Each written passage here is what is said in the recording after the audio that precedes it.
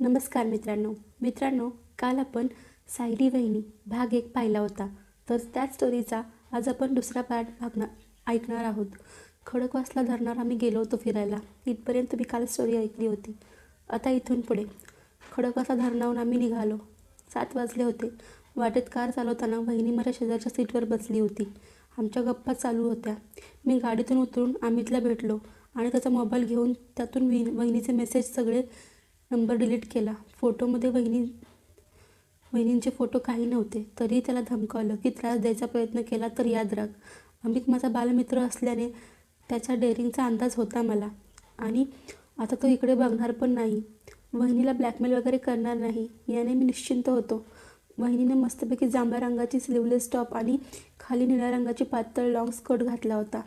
स्कर्टच्या खालील मांड्या लांब सडक, सुडोल आणि भरीव वाटत होत्या.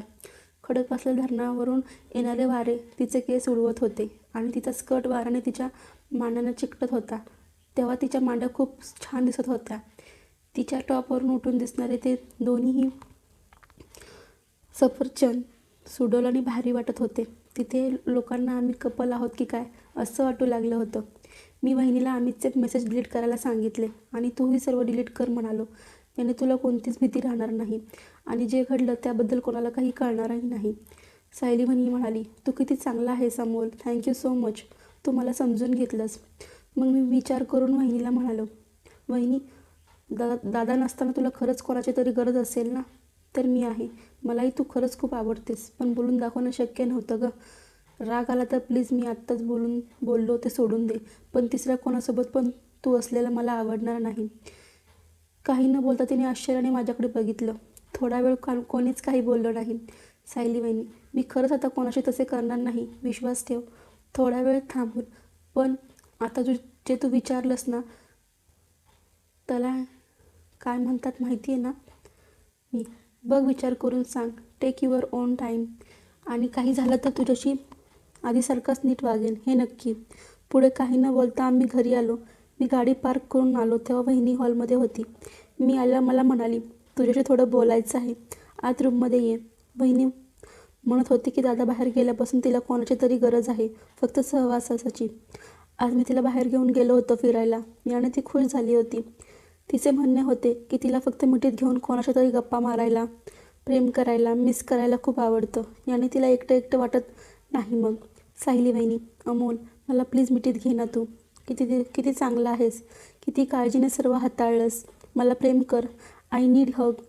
Please be my good friend. I am always there for you. वहिनी दुसरीकडे नजर टाकत, कसं तरी वाटतंय मला आज.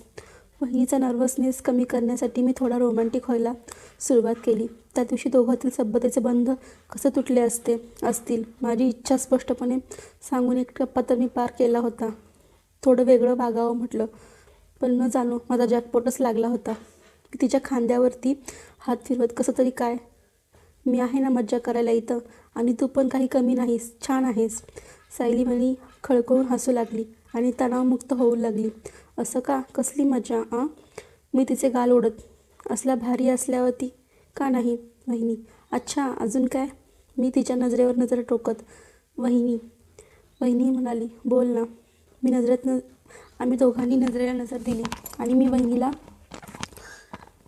चुंबन द्यायला खाली वाकलो. मला तरसवण्यासाठी ती थोडंसं मागे सरकली. आणखी एकदा खट्टाळपणे तिने तसंच केलं. मग माझं डोकं पकडून तिने ओठांशी जोरात ओठ भिळवले आणि मग ती मला चुंबन करू लागली.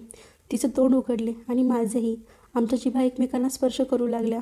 माझ्या वहिनीला असं करता करता मी विचार करत होतो, किती एक्सायटिंग गोष्ट आहे ही.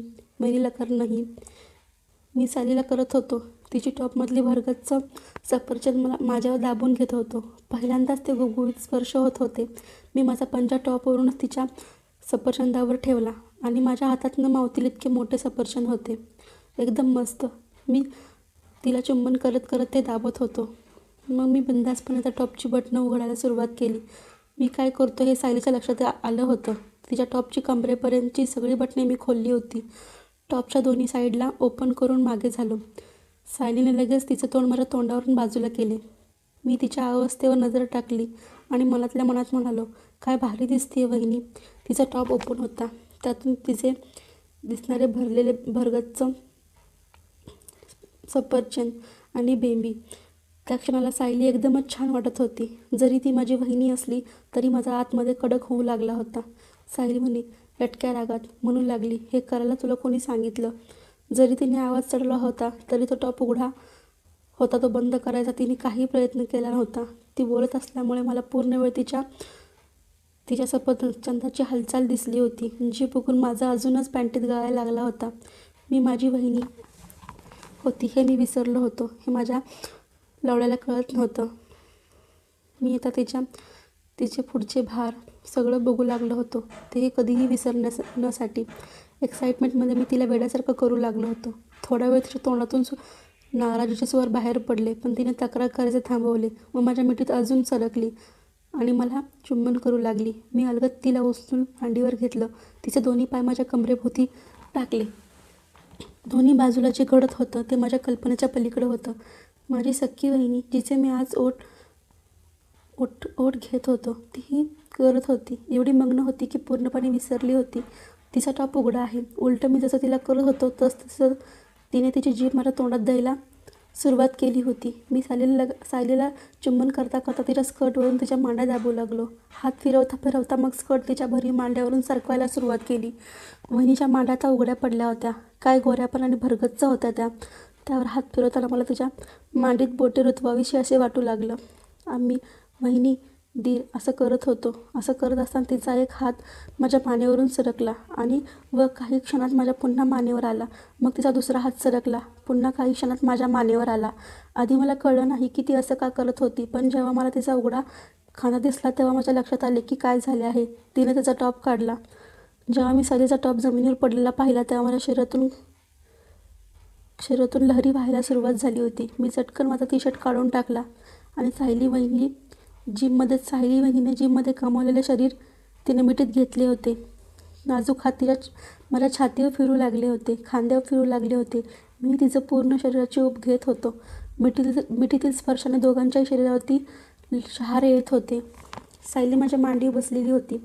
तिचा स्कर्ट तिच्या मांड्यांच्याही वर सरकला होता. तिने स्वतःचा टॉप काढला आणि मी लवकरच सगळे बाकीचे कपडे काढणार होतो. पुढे आम्हा दोघांनाही काहीही कळेना. सायलीचे गरगरीत सफरचंद माझ्या तोंडासमोर होते. या विचाराने माझा लवडा अजूनच ताट झाला होता. मी अडथळा दूर केला आणि मला घाई झाली होती. मी किस थांबवून आता तिच्या मानेवर चुंबन करायला सुरुवात केली. माझे हात तिच्या पाठीवर कुरवाळत होतो आणि हळूहळू हुक काढायला धडपड करू लागलो. मी एक सफाईदार चाल केली. मला स्वर्ग दिसला. सगळे कपडे बाजूला झाले होते आता. मला तिचे सफरचंद दिसू लागले होते गरगरीत. मी तिच्या मनुक्यांकडे पाहिलं आणि डोळ्यांनी मला ते जाणवलं. किती भारी होते ते. मला खूप आवडलं. सायली ती हलकेसे झाकण्याचा प्रयत्न करू लागली. आपण खूप पुढे जातोय ना. खरं म्हणजे ते चाललं होते ते थांबवायला हवे होते. शेवटी काही झालं तरी सायली माझी वहिनी होती. पण नकळत माझे हात तिच्या सफरचंदाकडे वळले. गुबगुबीत स्पर्श झाला. मला आवडता नाही आलं. मी सायलीच्या सफरचंदावर हात ठेवला व तिच्या भरीवपणाचा अंदाज घेतला. ते कडक आणि लांब झाले होते. वहिनीचा एक सफरचंद माझ्या हातात मावत नव्हता, इतका मोठा होता. मी तिच्या सफरचंदाला आलटून पालटून दोन्ही हाताने धरून दाबत होतो, कुरवाळत होतो. या क्षणी माझ्या अंगात सळसळून वीज वाहत होती असे जाणवायला लागले. एखाद्या स्त्रीचे सफरचंद दाबण्याची ही माझी पहिलीच वेळ होती. त्यामुळे मला एक वेगळीच अनुभूती आली होती. कधी ते मी दाबत होतो तर कधी त्यांना कुस्करत होतो, तर कधी हातात धरून खेळवत होतो, कधी प्रेमाने भरत होतो. मग मी तिला पूर्ण माझ्या मिठीत घेतलं आणि हे सगळं थांबवायचं विसरून गेलो. सायली नाराज टोनमध्ये मी जे करते ते थांबवायला सांगत होती. मी तिच्याकडे दुर्लक्ष केलं आणि तिचे सफरचंद कुस्करू लागलो. कारण मला जे माहीत होतं तिचा सूर तक्रारीचा होता, नाराजीचा होता. तरीही ती मला थांबवण्याचा कुठेही प्रयत्न करत नव्हती. म्हणजे फक्त तोंडाने नको नको प्लीज इतकेच पुरे असं म्हणत होती. पण माझा हात वगैरे थांबवून ती मला थांबवण्याचा प्रयत्न करत नव्हती. मी खाली सायलीच्या गच्च मांड्यांवरून हात फिरवत होतो, तिचे सफरचंद दाबत होतो. तिच्या तोंडातून हळूवार सुस्कारे बाहेर पडत होते. अचानक तिने पाठीला बाग दिला, ज्याने तिची छाती माझ्या हातावर घट्टपणे दाबली गेली. मी तिच्या मांड्यांवरून हात फिरवत होतो. ते नकळत कोणी ना कोणी जाणे माझा हात तिच्या स्कर्टमध्ये चालला होता. त्याला थांबवण्यासाठी तिच्याकडून काही हालचाल होत नव्हती. हे पाहून मी हात तिच्या स्कर्टमध्ये तिच्या कलिंगडावर सारला. सायलीची चड्डी इतकी गरम झाली होती की विचारू नका. पूर्ण मी तिचे कलिंगड उघडे पाडले होते, त्यामुळे तिचे कलिंगड व्यवस्थित कुस्करायला मिळत होते. जरी तिच्या लक्षात हालचाल येत होती तरी तिचे शरीर आपोआप मला प्रतिसाद देत होते. तिचे पाय नकळत अजून फाकवले जात होते, तिची कंबर अजून उचलली जात होती. मी हात सायलीच्या मांड्यांमध्ये नेला व तिची मांडी बाजूला ढकलून तिच्या पायातले अंतर वाढवले. तिचं स्कर्ट मांड्यांच्या कमरेपर्यंत सरकवला. मला खात्री झाली की ती लवकरच तिच्या मांड्या आणि तिचे सफरचंद यापेक्षा बरंच काही बघायला मिळणार आहे. ते सगळे बघायला मी उत्सुक होतो. तिचा स्कर्ट पूर्ण वर सारला. तिची चड्डी दिसायला लागली. तिची चड्डी मागच्या भागासारखी पुढे एकदम स्लिम होती. जेमतेम तिची पुच्ची झाकत होती. पॅन्ट एवढी घट्ट होती की तिच्या पुच्ची बसली होती की मला तिच्या पुच्चीचा फुगीरपणा दिसू लागला होता. त्यामुळे माझी चड्डी देखील ओली झाली होती. हळूहळू सायलीच्या जांघेमध्ये मी तिच्या पुच्चीच्या दिशेने सरकू लागलो. अचानक सायली उडाली आणि विनवणी करू लागली, प्लीज प्लीज नाव स्टॉप. मी नाही असं काही करू शकत असं म्हणत ती उठण्याचा प्रयत्न करू लागली, पण तिला काही उठता आले नाही. उलट उठायच्या गडबडीत तिच्या मांड्यांमधले अंतर वाढले आणि त्याचा फायदा घेत मी हात तिच्या पुच्चीवर सारला. मी पुन्हा सायलीचे सफरचंद हाताळायला लागलो. तिचे ताठरपणा तिचे मनुके कुस्करायला लागलो. तिच्या चेहऱ्यावर वेगळाच तणाव होता. अजूनही ती उठण्याचा प्रयत्न करत होती, तरी तिचा प्रतिकार कमी होत गेला होता. शेवटी हताशपणे तिने दीर्घ श्वास घेतला आणि पाठी बसत रिलॅक्स झाली. माझा एक हात आता तिचा मुक्तपणे सायलीच्या जांघेत फिरत होता, तर दुसरा हात तिच्या पुच्चीवर फिरत होता. हळुवारपणे मी दोन्ही हात तिच्या कमरेच्या बाजूने नेले व तिची चड्डी काढायला सुरुवात केली. आश्चर्याने मी थरथरायला लागलो होतो. माझा इतका कडक झाला होता की ते मला सहनही होईना. काही क्षणातच वहिनीचा खजिना मी पाहणार होतो. तिथे नको ना आपला हो प्लीज. ते खूपच वेगळं असतं, प्रायव्हसी असते अमोल, प्लीज नको. वहिनी पूर्ण ताकदीने माझा हात पकडून थांबवण्याचा प्रयत्न करू लागली, पण तिची चड्डी मी बाजूला सारली. मला एकदाचं पूर्ण पाहू दे ना वहिनी प्लीज. माझ्या विनवण्या ऐकून तिला अजून तिची पकड सैल झाली. तिच्या गुडघ्यातून चड्डी खाली गेल्यावर तिने पाय मोकळे केले आणि मी चड्डी तिच्या पायातून बाहेर काढली. वाव, बघ ही पुच्ची. लाजून वहिनी एका हाताने पुच्ची झाकत असताना मी हलके तिचे हात हटवत म्हणालो, केसच नाहीत तुझ्या पुच्चीवर, काय दिसतेस छान तू. मी एवढी कधी कुठल्या व्हिडिओमध्ये पण नाही पाहिली. वहिनीला अजून चेहरा झाकून घेतला. मी खाली वाकून सायलीचा एक मनुका तोंडात पकडला व तिच्या पुच्चीकडे पाहिलं. खरोखर माझ्या बहिणीची पुच्ची एकदम मस्त होती. एकही केस नसलेल्या तिच्या पुच्ची जाडजूड होती. पाकळ्याच इतक्या छान होत्या की विचारू नका. जणू काही बर्गर किंगमधल्या चीज स्लाइसेस आहेत की काय. लाईटमध्ये तिच्या पुच्चीवरचा ज्यूस चमकत होता. तिची ओलसर पुच्ची पाहून मला काही काळाचं सुचना झालं होतं. मी सायलीच्या पुच्चीचं निरीक्षण करत होतो. तिच्या तोंडातून आता सुस्कारे येऊ लागले होते, पण आता जराही ती थांबण्याचा प्रयत्न करत नव्हती. स्वतःची पुच्ची झाकून घ्यायचा. आता मी तिच्या पुच्चीवर हलकेसे 2-4 चुंबन केले. ती विव्हळू लागली. हे ऐकून मी आणखीनच चेकाळत होतो. ओ डोंट, असं काही करू नको, सायली पुटपुटत होती. Don't touch me. मी तिच्या पुच्चीवर हात फिरवू लागलो. तिच्या हेअरलेस पुच्चीवरून हात फिरवायला मला मजा वाटू लागली होती. तिलाही बहुतेक आता हाताचा स्पर्श आवडू लागला होता, कारण तिच्याकडून हालचाल होऊ लागली होती. तिच्या तोंडातून उसासे बाहेर पडत होते. ती आपली कंबर हळुवारपणे हलवू लागली होती. मी 2 बोटांनी सायलीच्या पुच्चीच्या दोन्ही पाकळ्या हलकेच वेगळ्या केल्या आणि खाली वाकून हलकी जीभ तिच्या पुच्चीच्या फटीत सारली. अमोल, तिने माझ्या डोक्यावर चापट मारत म्हटले, काय करतोयस तू? किती घाणेरडा मुलगा आहेस. मी सायलीचे मनुके पिळून तिला गप्प केलं. जेव्हा जिभेचा स्पर्श तिच्या दाण्याने झाला तेव्हा ती ताडकन उडाली. मग थोडे पुढे होऊन माझे ओठ तिच्या पुच्चीच्या भागावरती दाबले गेले. तिच्या पुच्चीच्या बाहेरील जाड पाकळ्यांवर हलकेच बोट फिरवू लागलो. माझ्या दोन्ही बोटांनी तिच्या पाकळ्या फाकवल्या व तिची पुच्ची उघडली. वहिनीचा सर्वात प्रायव्हेट भाग माझ्यासमोर होता. पाकळ्यांमधील गुलाबी भाग व तिचं भोक अप्रतिम होतं. आतील गुलाबी भाग मी जिभेने चाटत होतो. हलकेच एक बोट तिच्या भोकात घातले. कधी तिच्या भोकात बोट आत बाहेर करतोय आणि तिचा कधी दाना पाक चोळतोय असं झालं होतं. आणि तसं केलंही मी. तिचा दाना चोळायला सुरुवात केली.